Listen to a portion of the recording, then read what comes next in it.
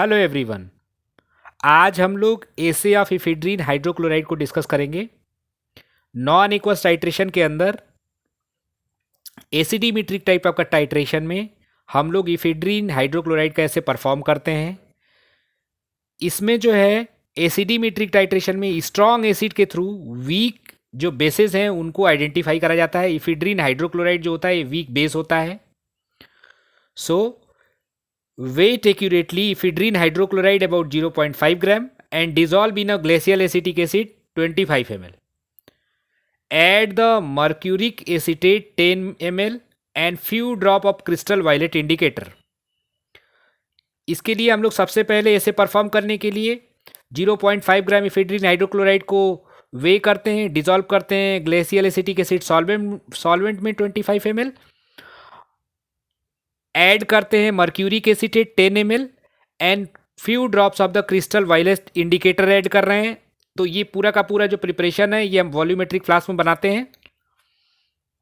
Crystal violet indicator जो होता है एक ऐसा इंडिकेटर होता है जो ब्लू कलर का होता है और ये जो है एंड पॉइंट पे अपना ग्रीनिश ब्लू कलर जनरेट करता है, ग्रीनिश कलर फॉर्म करता है। टाइट्रेंट की बात करें जो कि ब्यूरेट में लेते हैं हम लोग। Titrate the solution with a 0.1 molar per chloric acid until the color change from the blue to the greenish blue। जो टाइट्रेशन परफॉर्म करते हैं वो हम लोग पर क्लोरिक एसिड से करते हैं। याद ये रखना है कि पर क्लोरिक एसिड का सोल्यूशन हम लोग एसिटिक एसिड के अंदर बनाएंगे। 0.1 मोलर एसिड पर क्लोरिक एसिड का सोल्यूशन बनता है जो कि एसिटिक एसिड के अंदर बनता है।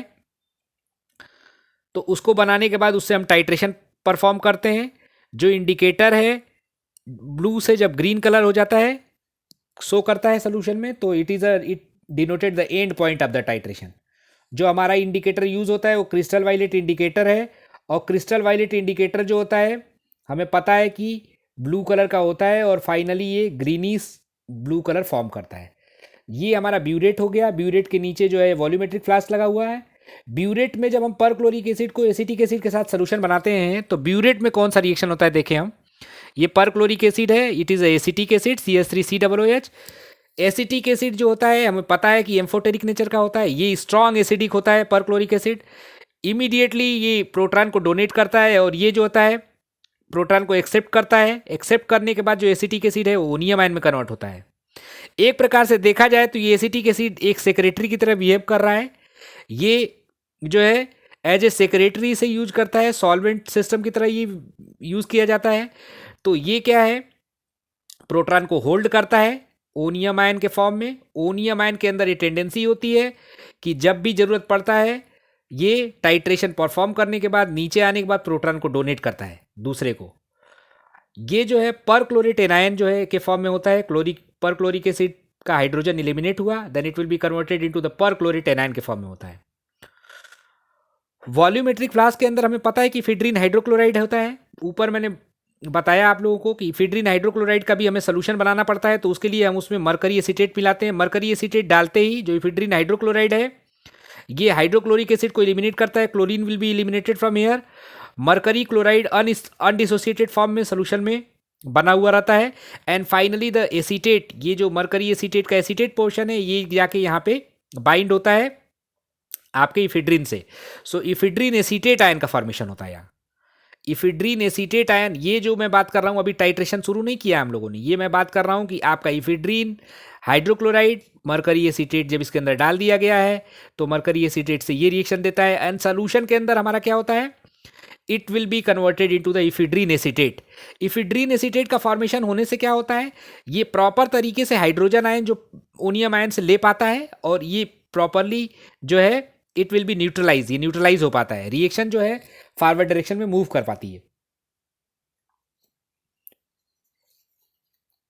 मैंने अभी बताया आप लोग को आफ्टर ऑल जो है जब रिएक्शन हम लोग टाइट्रेशन परफॉर्म करते हैं प्यूरेट से, जब हम लोग ड्रॉप नीचे प्लेस करते हैं then after all when we are performing the titration, so what happened, आप देख रहे हैं जो फाइनल रिएक्शन है आफ्टर टाइट्रेशन, जो रिएक्शन है हम लोग का रिएक्शन क्या है, ये इफेड्रीन नीचे जो है ब्यूरेट के अंदर, जो नीचे ब्यूरेट के नीचे मतलब आपके वॉल्यूमेट्री के अंदर ये जो है इफेड्रीन एसीटेट है उसके बाद ये ऊपर से हम लोगों ने ओनियम आयन को ऐड करा. सो फाइनली व्हाट हैपेंस, ये ओनियम आयन प्रोटॉन को ढूंढता है, ये एसीटेट आयन जो है ये प्रोटॉन को एक्सेप्ट करने के बाद एसिटिक एसिड बना लेता है. सो फाइनली ये ऑलरेडी एक हाइड्रोजन जब इससे निकलेगा तो एसिटिक एसिड बनाएगा, तो 2 मोल्स ऑफ एसिटिक एसिड तो इससे मिल जाएगा, और 2 हाइड्रोजन इसके पास एक्स्ट्रा है. ये एसीटेट आयन भी 2 मोल्स है, ये इफेड्रीन एसीटेट के 2 मोल्स हैं, तो 2 एसीटेट आयन जो एसिटिक एसिड में कन्वर्ट हो जाएंगे. So finally total number of 4 moles of the acetic acid form, 4 mole acetic acid eliminate हो जाएंगे, और ये इफेड्रीन जो है ये न्यूट्रल फॉर्म में सोल्यूशन में आ जाएगा. सो फाइनली हम लोगों को जो है ये जानना चाहिए कि जो ये मरकरी एसीटेट है ये क्यों ऐड करते हैं. उसका रीज़न यही होता है कि इससे इसकी एक्टिविटी जो होता है, मरकरी एसीटेट को डालने के बाद जो ये इफेड्रीन एसीटेट आयन बन जाता है, इससे ये एक्टिव हो जाता है. सो नीचे लिखा हुआ है, it is difficult to titrate the halogen salt, मतलब बोलने का ephedrine halide salt, directly with the acetous perchloric acid, because there is no much difference in the proton attracting capability of the halide ion and the perchlorate anion. भाई जो halide ion है और perchlorate anion है उसमें electron को है attract करने की कैपेसिटी जो होती है वो बहुत ज़्यादा नहीं होती है, तो उसके लिए हम क्या करते हैं, and perchloric ion in a glacial acetic acid, therefore the reaction does not process toward the completion, इससे रिएक्शन आगे की तरफ प्रोसेस नहीं हो पाता है, कंप्लीशन की तरफ नहीं बढ़ पाता है. Hence mercury acetate is added to the ephedrine chloride to replace the equivalent amount of acetate ion which is readily protonated. इससे क्या होता है, ये बोल रहा है कि मरकरी एसीटेट को ऐड करते हैं जब, तो इफेड्रीन हाइड्रोक्लोराइड जो है का हाइड्रोक्लोराइड क्लोरीन पोर्शन रिप्लेस हो जाता है, एंड इक्विवेलेंट अमाउंट ऑफ जो acetate ion ephedrine acetate ion generate हो रहा है उसको हम लोग आराम से प्रोटोनेटेड रेडियली प्रॉपरली प्रोटोनेटेड कर पाते हैं. Mercury chloride remains undissociated form in a glacial acetic acid, ये मैं पहले ही बता चुका आपको. सो द ओवरऑल रिएक्शन हम क्या बोलते हैं, ओवरऑल रिएक्शन हम ये बोल सकते हैं कि भाई जो है आपका ये इफेड्रीन हाइड्रोक्लोराइड मरकरी एसिड के अंदर सोल्यूशन बनाया था इसको, ये इसकी प्रेजेंस में परक्लोरिक एसिड से टाइट्रेट करने के बाद इफेड्रीन फॉर्म करता है. जो एसीटेट है ये एसीटेट आयन जो है एसिटिक एसिड का मॉलिक्यूल फॉर्म करता है. मरकरी जो है वो क्लोरीन से रिएक्ट करके अनडिसोसिएटेड मरकरी क्लोराइड फॉर्म करता है, और फाइनली जो परक्लोरेट एनायन है it will be formed. So it is the overall reaction हम बोलेंगे. ओवरऑल रिएक्शन में हम लोग क्या क्या लिखेंगे आपको क्लियर होना चाहिए. ये इफेड्रीन हाइड्रोक्लोराइड है, इसको हम लोगों ने इसकी एक्टिविटी को इंक्रीज करने के लिए, इसकी रिएक्टिविटी को बढ़ाने के लिए हम लोगों ने मरकरी एसीटेट डाला था वो है, और ये परक्लोरिक एसिड जो कि ऊपर था ब्यूरेट से हम लोगों ने ऐड किया है. सो फाइनली हम लोगों को इन तीनों रिएक्टेंट से रिएक्शन करने के बाद फाइनली इफेड्रीन का फॉर्मेशन होता है, 2 मोल्स ऑफ एसिटिक एसिड बनता है, अनडिसोसिएटेड मरकरी क्लोराइड फॉर्म होता है सोल्यूशन में, और परक्लोरेट एनायन फॉर्म होता है. फैक्टर लिखा हुआ है each ml of 0.1 molar perchloric acid is equivalent to the 0.02017 gram of the ephedrine hydrochloride.